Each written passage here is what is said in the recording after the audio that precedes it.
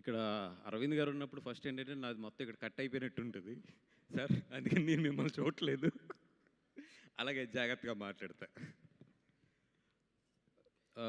First of all, ఒక cinema release అవుతుందంటే ఆ సినిమా ఎలా ఉంటుంది, లేదంటే ఆ సినిమా బాగుందా బాగోలేదా ఇవన్నీ డిస్కషన్స్లో ఉండి ఆ సినిమా ఎలా ఉందని చూస్తానికి వెళ్తామండి. బట్ చాలా రేర్గా ఒక వ్యక్తి ఏం చేశాడు అని చెప్పి మాత్రం మనం కొన్ని సినిమాలకు వెళ్తాం.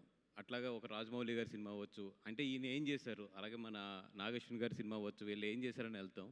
అట్లాగే నిజంగా నాకు శేష్ గారి సినిమా రిలీజ్ అవుతుంటే ఈయన ఏం చేస్తాడని చెప్పి నేను చూస్తాను సినిమా. అది అంటే అంత మంచి ఒక సినిమా వీళ్ళందరూ ఏంటంటే సినిమా తీయడం కదండి, సినిమా హిట్ అయ్యే వరకు తీస్తూనే ఉంటారు వీళ్ళు. దట్ ఈస్ వాట్, అంటే వాళ్ళకి ఫిలిం మీద ఉన్న లవ్.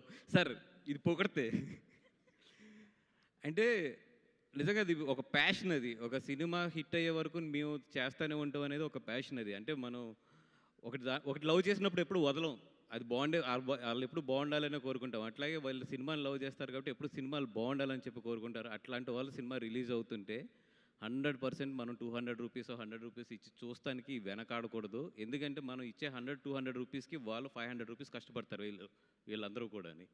అంత బాగా కష్టపడే వీళ్ళ సినిమాని డెఫినెట్గా ఎంకరేజ్ చేయాలి. అండ్ నేను ఎనీ ఫంక్షన్ ఎవరైనా పిలిచినా ఏం చేసినా కూడా ఈ మధ్యలో అరవింద్ గారు తిట్లకి నేను దూరంగా పారిపోతున్నాను ఫంక్షన్కి రానని చెప్పి.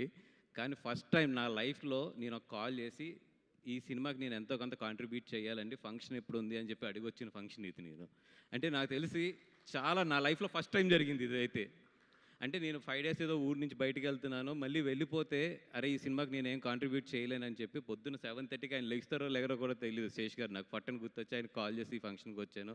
సార్ సినిమా చూశాను, గ్యారంటీగా చెప్తున్నాను, మీ 200 రూపాయలకైతే శేష్ గారు 100% న్యాయం చేస్తున్నారు. ఈ సినిమా అయితే చూడండి, చూసి ఇట్లాంటి సినిమాలను ఎంకరేజ్ చేస్తే, ఎందుకంటే ఇప్పుడిప్పుడే మన తెలుగు సినిమాలో నిజంగా క్వాలిటీ చాలా బెటర్ అవుతుంది. మన బైకర్ కానీ ఇప్పుడు డెకాయిట్ కానీ చూస్తే క్వాలిటీ నిజంగా అద్దరగొట్టేశారు వీళ్ళు, మేకింగ్ కానీ ఇదంతా కూడా. మన తెలుగు సినిమా ఎప్పుడు కథను నమ్ముకుని తీస్తాము, but world is changing towards to the making also. అట్లాంటి ట్రెండ్లోకి మన తెలుగు సినిమా కూడా ఇట్లాంటి వాళ్ళ వెళ్తుంది. And I'm so happy.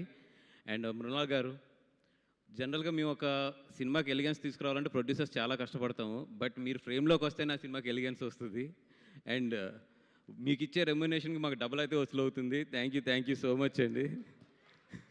ఓహో అలా చెప్పకూడదా ప్రొడ్యూసర్గా? ఓకే ఓకే ఓకే అండి. అండ్ సుప్రియ గారు, అంటే మేమందరం మీటింగ్స్కి వెళ్తాము, అంతా బాగుండాలని కోరుకుంటాము. మీటింగ్స్ అవగానే అక్కడ చాయ్ బిస్కెట్లు అన్నీ తింటాము, మళ్ళీ ఇంటికి వచ్చి మా పనులు మేము చేసుకుంటూ ఉంటాం. కానీ ఒక్క పర్సన్ ఇండస్ట్రీలో మాత్రం ఎప్పుడు ఇండస్ట్రీ బాగుండాలి అని 80% ఇండస్ట్రీ గురించి ఆలోచిస్తూ 20% ఆవిడ గురించి ఆలోచించుకునేది అయితే సుప్రియ గారు.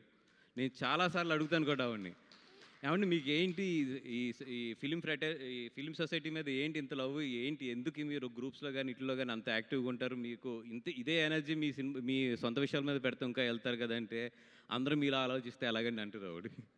అండ్ అంటే మీలాంటి వాళ్ళు ఒక సొసైటీలో ఉంటే నిజంగా సొసైటీ చాలా బాగుంటుందండి. సుప్రియ గారు, మీ గురించి అన్న ఈ సినిమా చాలా బాగా ఆడాలి, మీకు మంచి డబ్బులు మిగలాలని కోరుకుంటున్నాను. ఇంకో హ్యాపీనెస్ ఏంటంటే మీరు ఈ సినిమా ప్రొడ్యూస్ చేయడం వల్ల ప్రాక్టికల్గా చాలా ఇప్పుడు ట్రెండ్లో ఏం జరుగుతుందని తెలిసింది కాబట్టి ఫర్దర్గా ఇంకా మీరు గట్టిగా పోట్లాడతారు ఛాంబర్ మీటింగ్లో నీటిలో, ఇంకా బాగా కంట్రోల్ చేస్తారు అనుకుంటున్నాం. అండ్ డైరెక్టర్ గారు, మీరు మల్టీప్లెక్స్లో ఉన్నారు కానీ సింగిల్ స్క్రీన్ సినిమా తీశారు. అండ్ ద వే మీరు మన శేష్ గారిని ప్రొజెక్ట్ చేసిన విధానం ఇవన్నీ కూడా చాలా బాగున్నాయి. అండ్ శేష్ గారిని అంత రగ్గడగా ప్రజెంట్ చేయడం కూడా చాలా బాగా నచ్చింది మాకు అందరికీ కూడా. అండ్ మొత్తం ఎంటైర్ టీం అందరికీ కూడా, ఎస్పెషల్లీ నాకు మా పీకే